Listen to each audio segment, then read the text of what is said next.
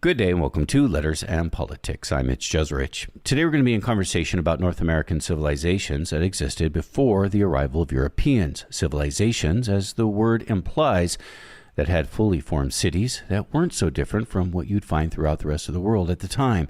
Cities that people abandoned over time, long before the Europeans' arrival.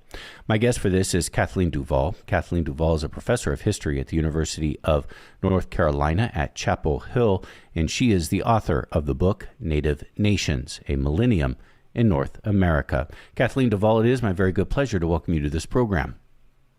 Thank you so much. Thank you so much, Mitch. I'm delighted to be here. I should probably clarify. I realize this as reading my introduction. I say civilizations in North America, and of course, Mexico is part of North America. And I want to clarify, we're actually not going to necessarily be talking a lot anyways about the Aztecs or the Olmecs or the Mayans or Toltecs or many of the great civilizations of Mexico. We're actually going to be talking about even cities and civilizations that existed within the bounds of what we call modern United States. That's right. That's right. It was especially important to me not to include places like central Mexico, peoples like the Aztecs and the Mayas, because I think most of us know something about them. And to make that point, as you say, that there were civilizations to the north of that. So in this book about North America, it does include northern Mexico, what's now the continental United States, and sort of southern Canada, that there were civilizations that had some things in common in that part of North America. Of course, because these borders that we now recognize come much, much later. So that's Right. not surprising. The year 1054 is your starting point. Tell me the importance of the year 1054. And there's a supernova occurring in the sky that has captured the world's imagination, the entire world, but also what you find in North America. Right. One of the difficulties of studying this part of North America, north of central Mexico, in the periods before Europeans arrived, is that there aren't written records that we have. And there may have been some people who wrote things down, but there aren't written records that we have for those civilizations. And one of the things that's really nice about this supernova of 1054 is that we know that everybody was thinking about it, everybody was talking about it, whether they kept written records or not. So we have records that did survive from China and Japan and India, Western Europe and North Africa, places where people recorded what they thought when they saw this supernova, this star, and they didn't call it a supernova, this star that was so bright you could see it during the day. People said it was brighter than the moon at night. And it lasted for almost a year. And so we know people thought it was really important. And this was a time where all over the world, sort of celestial signals were important, right? Sometimes people changed their way of life or thought it was a sign from God or the gods or the spiritual world when something so unusual like this star happened. And what we see in North America is, even though we don't have records for what people thought, there's some things that actually changed in North America right after that. There was a supernova in 1054 and then another one just over a decade later. And that's the time when we see in the Mississippi Valley the rise of the great city of Cahokia, which was across the Mississippi River from what today is St. Louis. And also an accelerated period of building and centralization in multiple civilizations of the Southwest in what's now Arizona and New Mexico. And it seems like it had something to do, the change is so sudden that it may have had something to do with, especially seeing these two bright, long-lasting stars kind of in a row in the lifetimes of people. So through the archaeological record, then we see great development occurring within the bounds of the modern day United States, as you mentioned, near St. Louis and in Arizona, right around the time of these supernovas that were visible to everyone at night. As you said, brighter than the moon. Right, exactly. Yeah. So I think, it was People may have decided to live differently. Powerful leaders, it's possible, used this sign in the sky to increase their power, to get people to do the kind of building work that was required to build a city, before there are power tools of any kind, much less the kind of construction equipment that, would build parts of a city today. And so I used that to open the book, as I think it was important historically, but also because one of the points of this book is that very, very often, when we think about world history, or if you open a world history textbook or take a world history class, our part of North America is left out of it. It probably will mention the Mayas, it'll mention the Aztecs and the Incas, but our part of North America, north of central Mexico, doesn't really appear in world history until Europeans get here. And I think that's really wrong, right? Native Americans lived their own history, and it had things in common with the rest of the world at its time period. So one of the purposes of this book is to make sure people get rid of that old stereotype of Native Americans as being primitive, as being behind the rest of the world. Because if you look at this time period, starting a millennium ago, and of course going earlier than that, if you do that too, but in the book, starting a millennium ago, there are things happening in North America that are very similar to what's going on in the rest of the world. So if you look at, say, a world history textbook for this period, for the 1000s and the 1100s, you'll see beginnings of agricultural revolutions, the kind of large-scale agriculture that makes building cities possible, continent-wide trade networks. That if you look at a history book that includes Africa and Europe and Asia, that's what you'll see. But that's also what was going on in North America. These cities like Cahokia, like the cities of the Hohokam in Arizona, were being built, were growing, and they had wide trade ties with other peoples, and they were made possible by large-scale agriculture. So this part of North America was part of world history just as much as other parts of the world were, even if they and Europe hadn't had contact yet. Tell me about the great city of Cahokia. I have to admit, I did not know much about Cahokia at all before I picked up your book. Oh, yeah. And most people don't. It was a major civilization. Its central city was, as I said, right across the Mississippi River from St. Louis, but it also had many satellite cities, including where St. Louis is today. St. Louis's nickname, when it was in its early founding in the late 1700s and early 1800s, its nickname was Mound City, because it still had these relics of this ancient civilization of Cahokia. Now, Cahokia and other Mississippian civilizations all across the Mississippi Valley, they were, their central cities had a large leveled plaza, and around that plaza there were mounds or pyramids, but flat-topped pyramids. And on top of those flat-topped pyramids, that's where they built their palaces and their temples and their large government buildings, and the residence, in most cases, of their elite and their leaders. And so by the time, white Americans got there in the early 1800s, the only thing that they could see left in most cases was these, what they called mounds. I mean, sort of downgrading them from the word pyramid, right? But that's what was, and I think that's one of the reasons that people don't know about them that much, is that they didn't leave, the Mississippian cities like Cahokia didn't leave large stone, say, edifices. They built their buildings out of wood, and they were long gone. They are long gone, and what remains of them are the remains of their pyramids. Cahokia at its height had tens of thousands of people, which makes it, on par with most cities of Western Europe at the time. Tens of thousands of people. So I mean, right. Really, I said in my introduction, but we're talking about real cities. Yeah, right. I mean, that's not a city today, but that was absolutely a city in 1100. How important is the Mississippi River to this civilization? And as I was preparing for our conversation, I kept thinking back to the Nile and Egypt. Yeah, right. Right. Yeah. I mean, like many, most, I guess, of the cities at the time, it was built on a river, so in Cahokia's case, on the Mississippi River. But there were other civilizations that modeled themselves on Cahokia, really all across what's now the American Southeast, and even west of the Mississippi River.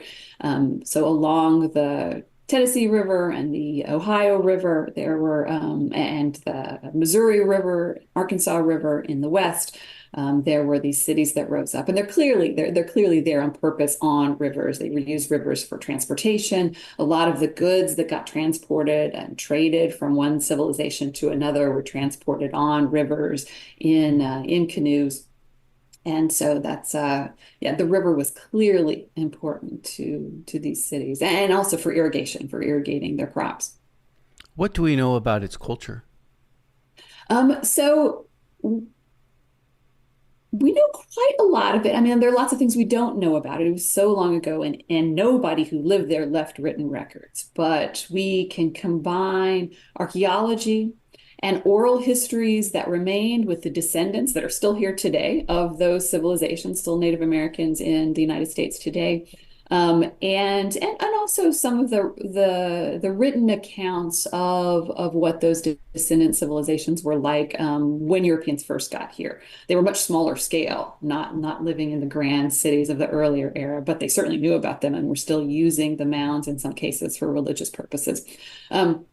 So when we combine all that information, we see an awful lot of them were fairly, I mean, they were certainly centralized in their economies, and were fairly centralized in their leaderships or their politics and their religion. So it seemed that many of them, perhaps most of them, and certainly Cahokia, had a sort of permanent inherited elite who had the most power, and had the most wealth, who in many cases in these civilizations lived on top of these pyramids. And maybe in Cahokia's case, those people had forced other peoples to move to the region and be a sort of peasant class of farmers.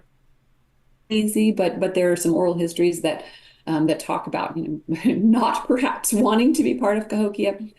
So they're certainly centralized, powerful leadership, who claimed, as many leaders did all around the world at the time, both religious power and political power. It's oftentimes said that slavery is an ancient practice that goes back to and I'll ask you what you think about the term first civilization in Sumer and how that compares sort of maybe with what we're talking about here. But first question concerning slavery, it's always been said that slavery has been a part of civilization until the modern world. Is there evidence of slavery within the civilizations of North America? There is some, and I always, when we start talking about slavery in these eras, want to make sure people know we're not talking about antebellum 19th century Southern cotton plantation slavery. And historians talk about that era, that pre-Civil War era, as sort of the height of slavery. Certainly, we probably should call it the depths of slavery, the worst, most inheritable, most brutal, sort of long-term race-based slavery that happens here in the United States much later than this period. But in this era, the 1100s, the 1200s, all around the world, for many, many peoples, enslavement was an answer for what do you do with someone you capture in war that you haven't killed, right? It's a foreigner, it's an enemy, and that person is an enemy. Enslaving that person, forcing them to labor for you, was a common answer all around the world to what do you do with that person. Generally, and I think this is definitely true in North America, in this part of North America, wasn't inherited slavery, wasn't race-based slavery, certainly wasn't cotton plantation slavery, right? But so you couldn't be born into slavery. Being born into slavery would have been, not something that would make sense, right? Yeah, exactly. Yeah, you might be forced into labor in a place and under conditions that you didn't want to be. It's not as if being a war captive was a delightful thing to happen. It was terrible, but it wasn't intergenerational. So as you said, like slavery, you find throughout most of the world through capture of war, maybe through debt. I don't know if we have any. Right, exactly. Yeah. We don't know about that for North America, but yeah, that's a really good point. Also, all around the world, there were certain kinds of economic problems, financial problems you might have that would get you into working against your will for someone. You do describe the economy of these North American civilization. I guess I'm struggling when I keep saying North America because I know I'm excluding Central America here, in which I'm trying to be specific about. So within the bounds of the United States, you write about their economy, that it was something as upside down capitalism.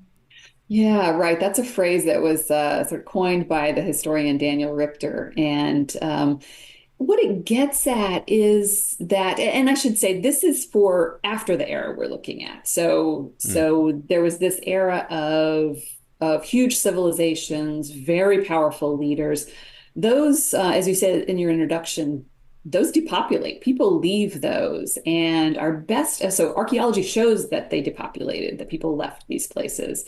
But oral history gives us some clues as to why. And across many of the descendants of these great civilizations of this earlier era, there are oral histories that tell of a time of crop failures. There's climate change in this era. The climate at the time was actually getting colder, moving into the Little Ice Age that starts at the very end of the 1200s into the 1300s.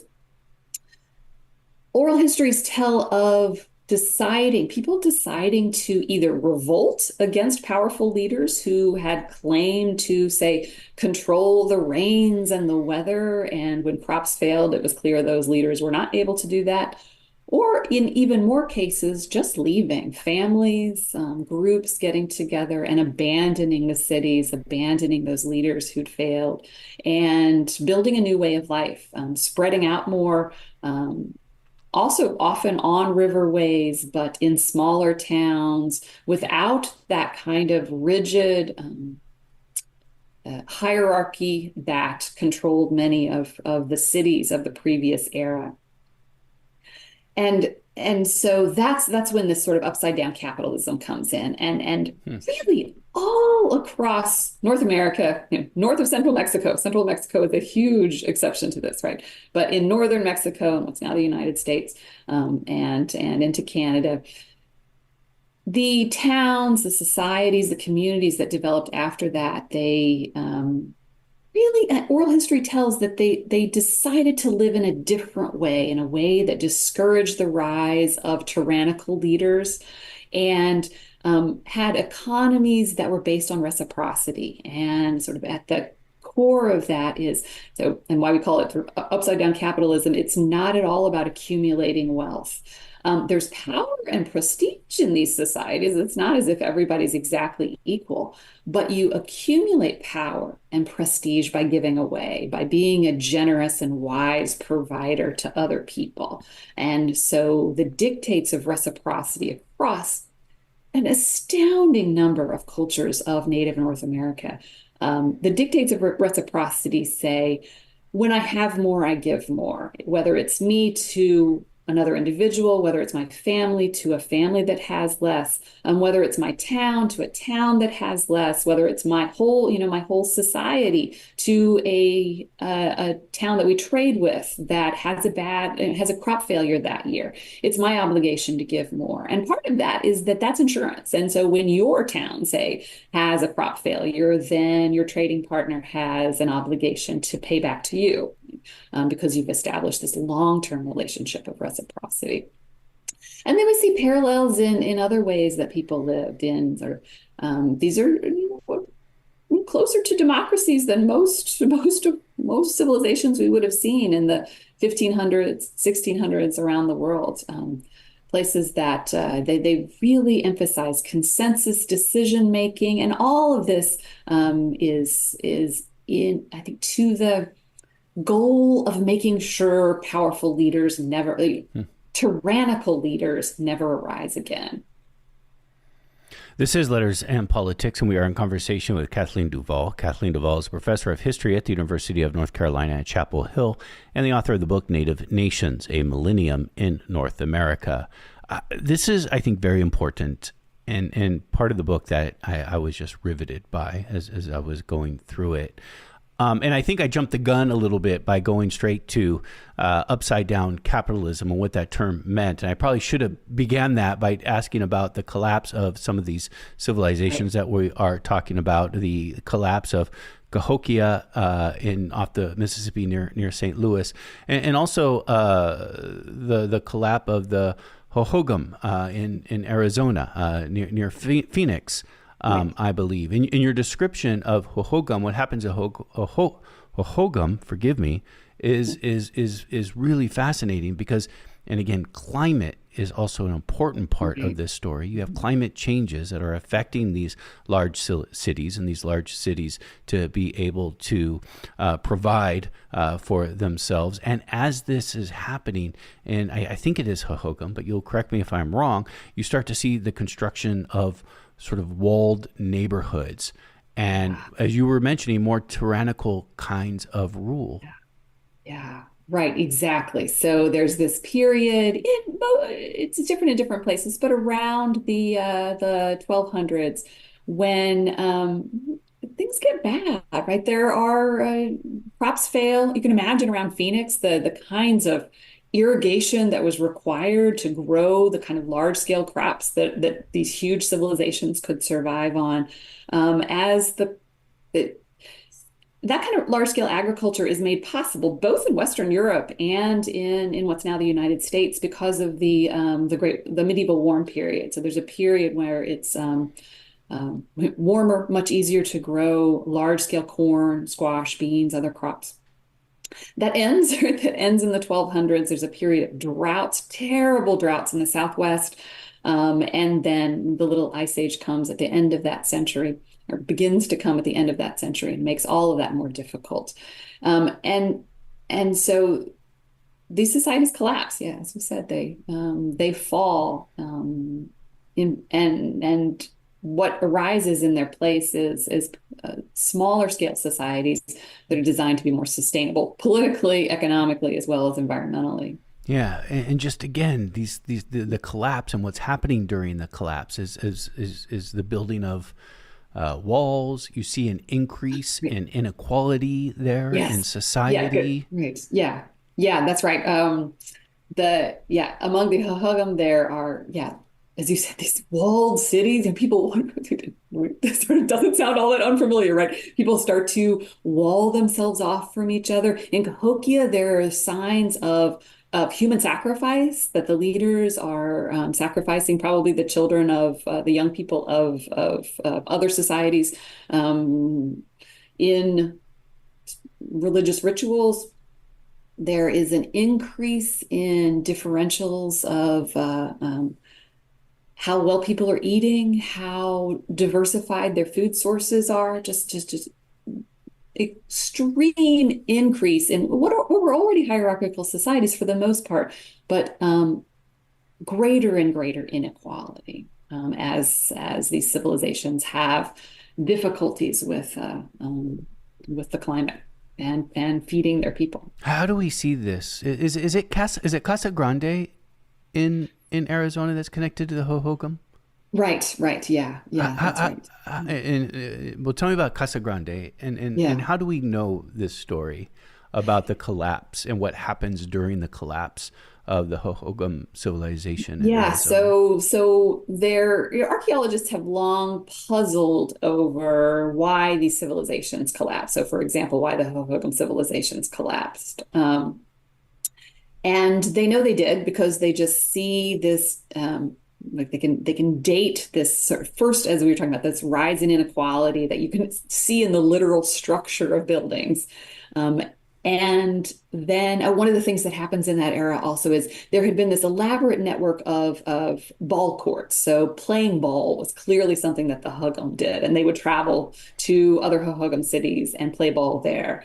And that stops. Ball courts get filled in, and in their place get built higher and higher pyramids on top of which the elite are living. So talk about just this huge contrast in the structures that archaeologists can see between a more egalitarian, not an egalitarian time necessarily, but a time that was more concerned about the people and their interconnections to a time that is not about that, right? Where you can't see from the bottom of the pyramid what's going on at the top, right? What kinds of religious ceremonies that your leaders are having and politics your leaders are having.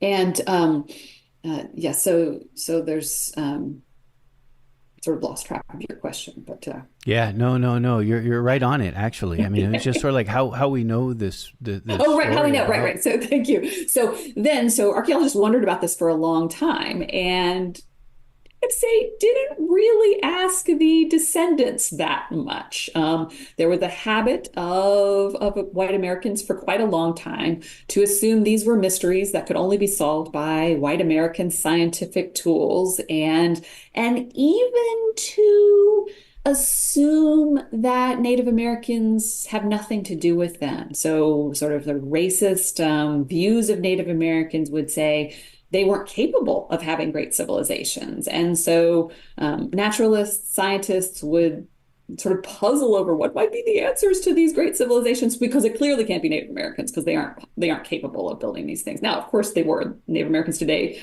are the descendants of these civilizations. The various Otham peoples of Arizona and the Mexican state of Sonora, they are the descendants of the Hohokam. And so tell me about the descendants. Today, there are the O'odham in Arizona, in northern Mexico. These are descendants of the Hohokam. Right. They definitely are. And it's in their creation stories, actually, that we have the best answers for why the Hohokam civilizations, the civilizations of their ancestors, fell apart. And they tell it as a creation story. The creation of their own people came out of the fall of this older civilization. And they say the leaders of the Hohokam had taken too much power to themselves. They had led the people into an unsustainable way of life. And the people had to rise up in different creation stories. Sort of exactly what happens can be a little bit different, but basically either another people came in and took down the Hohokam, or the people themselves rose up against the Hohokam. But basically they took down the cities, they took down the leaders, and in their place created the Otham, the people who are today, created societies that were more in and are more in tune with living in the Sonoran Desert, that are more, they really emphasize balance in politics and economics, as well as in sort of agriculture and feeding themselves. And so they say the answer to the question of why the Hohokam fell is that they weren't sustainable, that they took the wrong path toward centralization, toward tyranny, and lack of sustainability. And our creation story comes out of changing course. So there is a widespread rejection of cities, of these civilizations that are formed right around 1054 AD. And then there would be several hundred years later, people would actually reject and rebel against that. Widespread from Cahokia to Arizona. That's right. So, for example, you look in Cherokee oral history. You think about the Cherokees were in Georgia, North Carolina, Tennessee, as far as possible from the Otham in Arizona, right? They also tell of a priestly class who were sort of the political and religious leaders who took too much power and had to be brought down. In the Cherokee, tell me about their ancestor. Were they connected to Cahokia, or? Well, probably not to Cahokia, but probably to one of the other Mississippian societies that similarly had large mounds, very similar to Cahokia. Because Cahokia would influence who came from Cahokia and who came from the other ones, because they spread out on purpose. Yeah, because Cahokia would influence other civilizations around it. Exactly, right. Yeah. So either they came from Cahokia, or probably more likely one of the other Mississippian, as archaeologists call them, Mississippian civilizations that was influenced by Cahokia and was much like Cahokia. And tell me about how the Cherokee rejected. Yeah, so they tell of revolution, of rising up and leveling the power structure and making sure that it didn't return again, and then creating a politics that was town-based instead. So their Cherokee towns would be affiliated with each other, but not have a leader, a common leader over them who might take power over all of them. They would have town councils.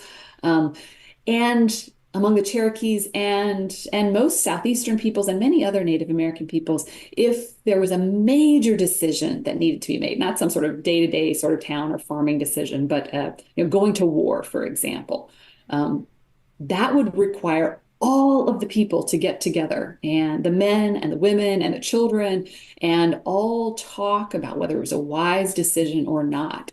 And this is, all in the service of making sure that these tyrants don't rise again. And so also telling that story of taking down the tyrants, of revolution. You repeat that in your oral history to make sure it doesn't happen again. And you do find that in Cherokee oral history as well. Exactly. You mentioned the Ulam earlier, but you also find it. Right. Yeah. So that's in Cherokee oral history, and remarkably parallel to what we see in the oral histories of the Atham and other peoples. So I think this may be a surprise to many people. It was a surprise to me, regrettably, but it was, and I'll be honest about it, to learn that we had in within the bounds of modern day United States these ancient cities, fully formed cities that would rival cities from all across the world of its time, and that then people rejected these cities, moved away from these cities, and then would form a different way of life afterwards. Yeah, yeah. And then what happens is Europeans get here. They see this, what is actually, as we know, this purposefully created, relatively egalitarian way of life with economies that are purposely diversified, right? So they've lived through the beginnings of the Little Ice Age, and so they have actually they still farm. So Native Americans across North America still farmed, but farming was a slightly smaller percentage of their economies. They gathered more, so it was cultivated within the woods and in meadows, other sources of food besides their fields. They hunted more. In many places, they fished more than their ancestors had. Europeans arrive and see this, and they misunderstand it. They think Native Americans are primitive. So for one thing, they misunderstand those societies the way they are in the 1500s and 1600s. They're extremely complicated. I mean, if you've ever tried to do anything by consensus, that is complicated politics, right? These are complicated societies. And is that also there in the oral history?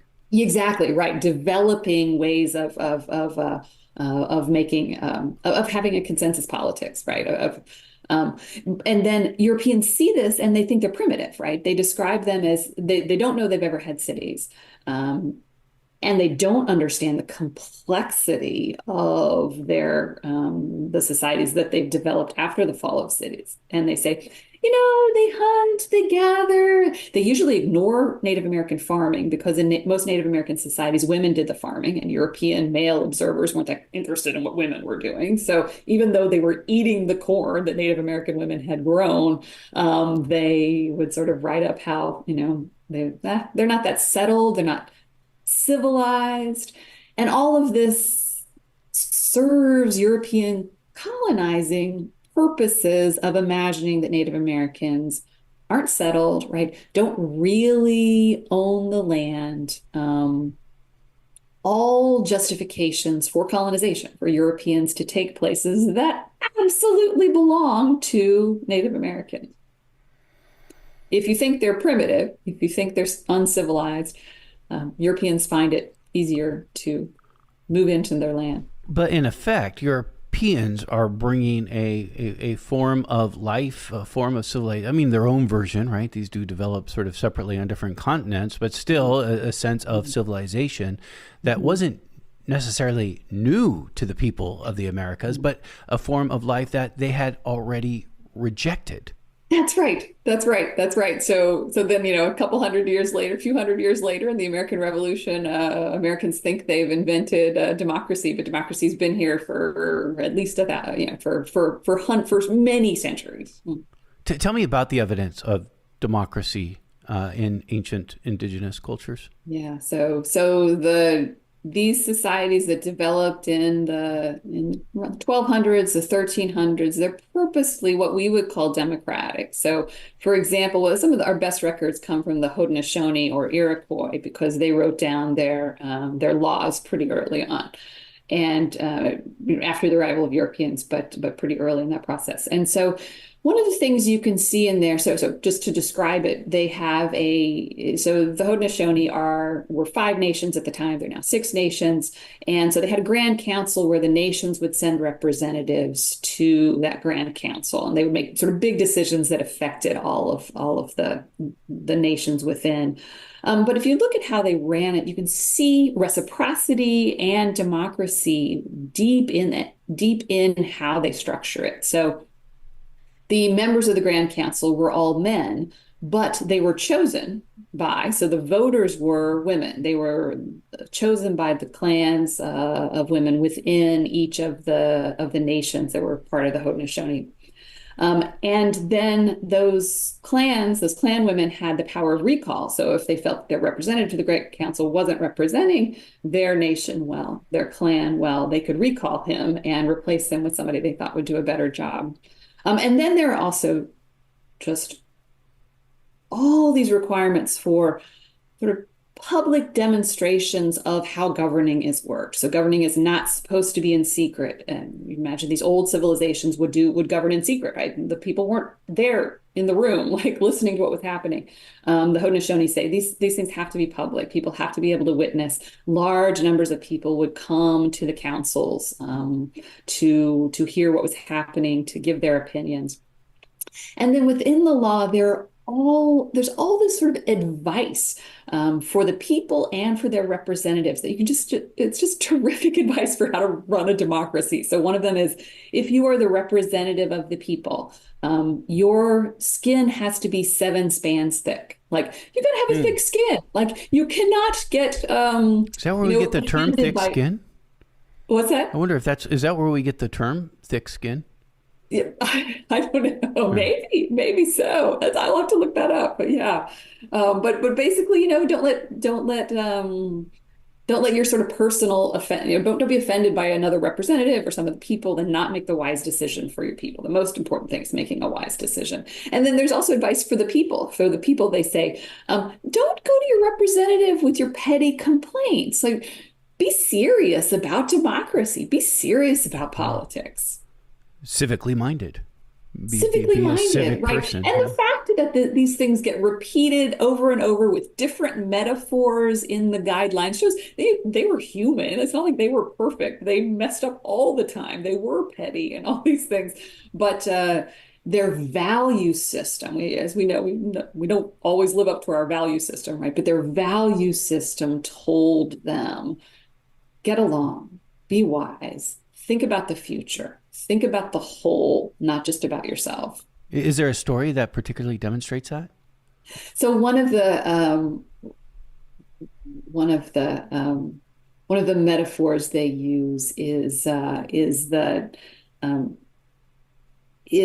we all eat out of a dish with one spoon.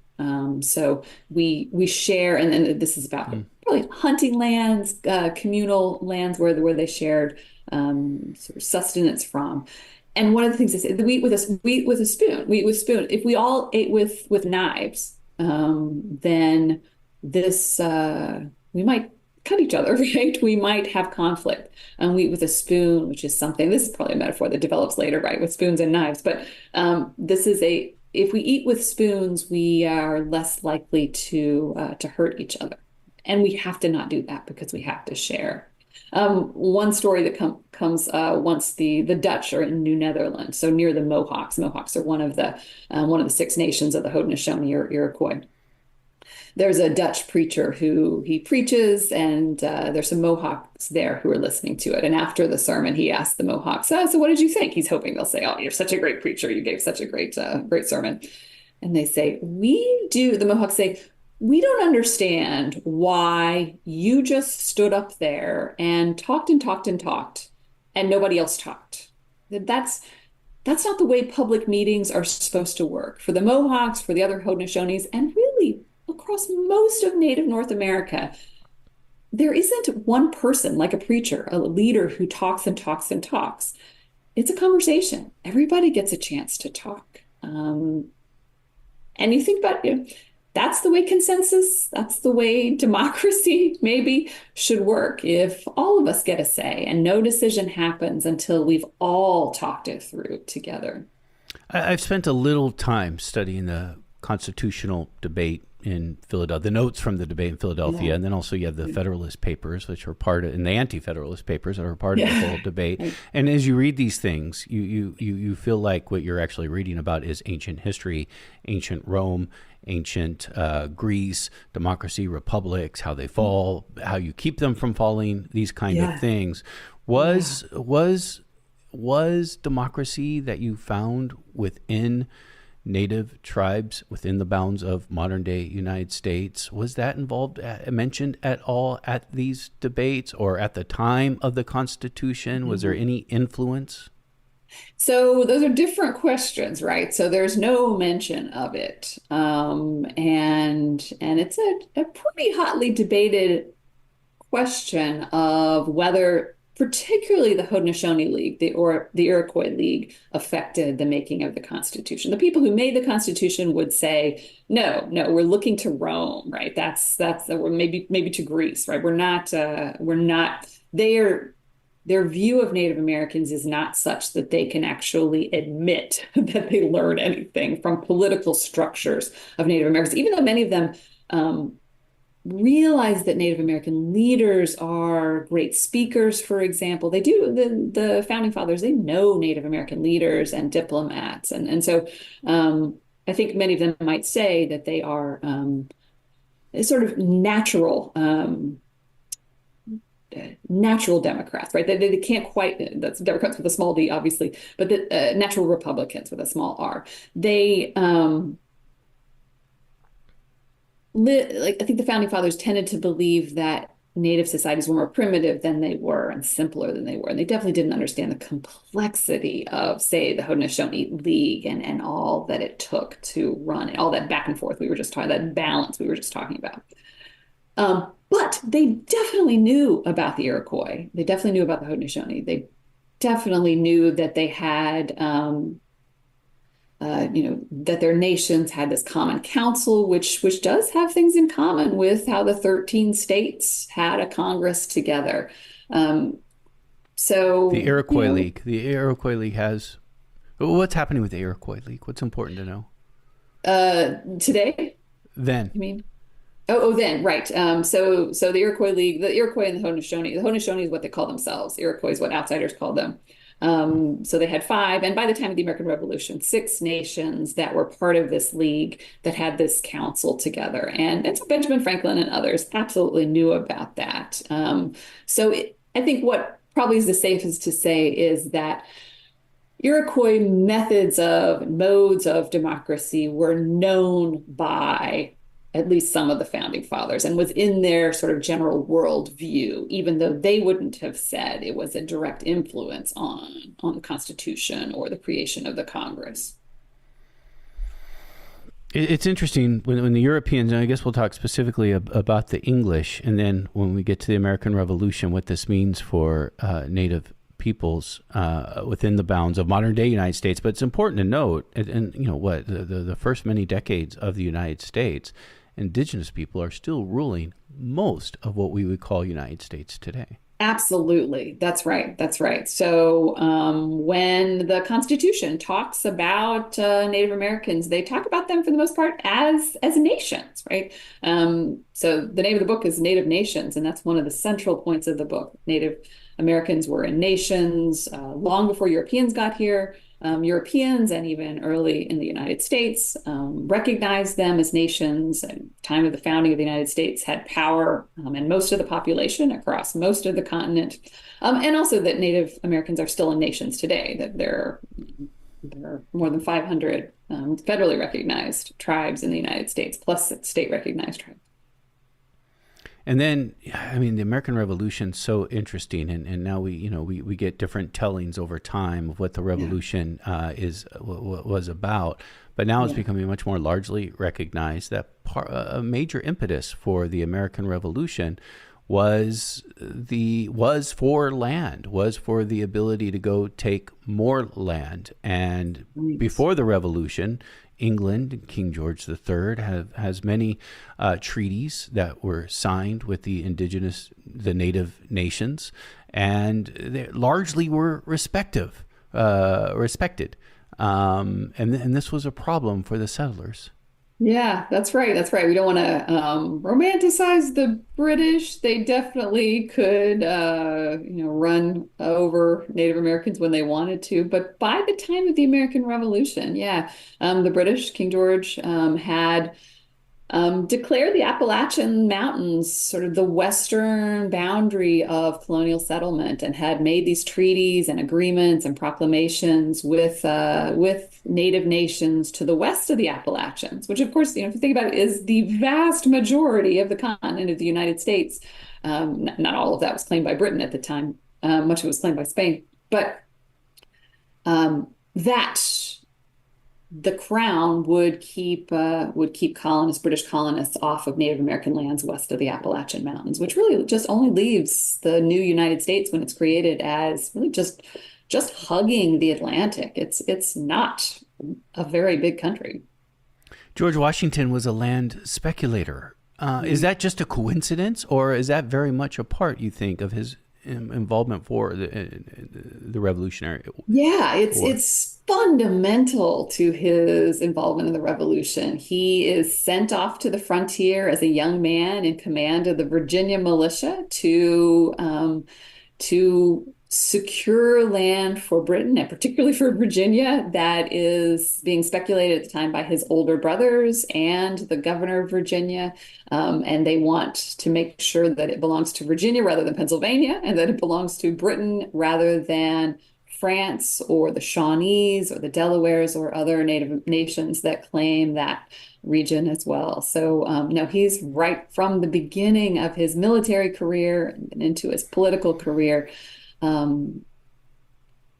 Land and the eventual expansion of what will become the United States, even though he doesn't know there will even be such a thing at the beginning of his career, is central to his motivation. It just is. Like, he and others of his generation like him, they want to, at the time, tobacco has worn out the land and most of what exists of Virginia at the time, what was Virginia, and they really believe that in order to keep being profitable, sending tobacco and other products to Britain, they need native land. They need to move west. And it's also at the heart of American democracy too, isn't it? And what I mean by that is, in the early, in the first few decades of American democracy, you needed to own land to vote. In order to have a republic, then you needed people to own land, to be farmers and have their own land, so they could participate in this republic. And what the population was doubling almost every generation. Yes, exactly. So I think, if you sort of want to shorthand to the explanation of why Native Americans have, why the United States takes so much Native American land in the decades, century after the founding of the United States, it's what you just said. It is democracy plus population. So in the beginning, right, at the American Republic, before we're quite a democracy yet, land holding is required for voting, as you say. They really believe that, they're worried that a republic won't work. And they believe if you have a boss, if you have a landlord, you can't be a responsible citizen. You can't make decisions that are the good for all. You'll have your arm twisted, right, by your boss, your landlord. You have to own your own land. And so, I mean, this rejection of a king is not so different from what you saw from the native nations before. Exactly. Yeah. right. And they formed this, they're just as worried as Native nations were about how do we keep a tyrant from rising to power, right? And so but then that creates this combination of if every American man, and if every American man wants to own his own farm, and the American population is doubling every generation, it is going to be what it was, a force that it will Americans will think they need new land, need more land. They run their government, right? In a republic, the people get to vote. Some of the people get to vote, and so leaders follow that impulse to get more land for people. And white Americans don't figure out a way to make those goals and realities compatible with Native nations. And instead, they force themselves onto Native land, and they steal Native land and take the continent eventually. Kathleen DuVal has been our guest. Again, Kathleen DuVal is professor of history at the University of North Carolina at Chapel Hill. She is the author of the book that she has joined us to talk about called Native Nations, a Millennium in North America. I enjoyed our conversation very much. Let me just say that we just scratched the surface of what you get into in your book. And it is important we only have 50 minutes for a conversation, but important to note that within your work, you also dive deep into how these Native nations are still here today. Right, exactly. I'm glad you mentioned that because the book itself goes to the present day, but also in every chapter, even the chapters that are dealing with periods of centuries or a millennium ago. I talk to people and bring them into those chapters of the descendants today. And so one of the themes of the book is that Native Americans are still around. They're still around not only as human beings, but also as nations, as polities under the United States and also Mexico and Canada. And so that theme runs through the book as that connection of the past to the present and also the future. There's really a renaissance going on right now with indigenous scholars and writers and historians. Exactly right. Both within tribes who are really working on language and culture and history within tribes, and then also, as we can see in the wider world, just a tremendous number of public figures as well. And so, one of the purposes of this book is for people who don't know this long history, but do see amazing Native actors and go to their local art museum and see an exhibition of contemporary Native art, to try to help them sort of bridge that gap between sort of not understanding how Native nations got from the long past to today. Kathleen DuVal, thank you very much. It's been my great pleasure, Mitch. Thank you for having me on.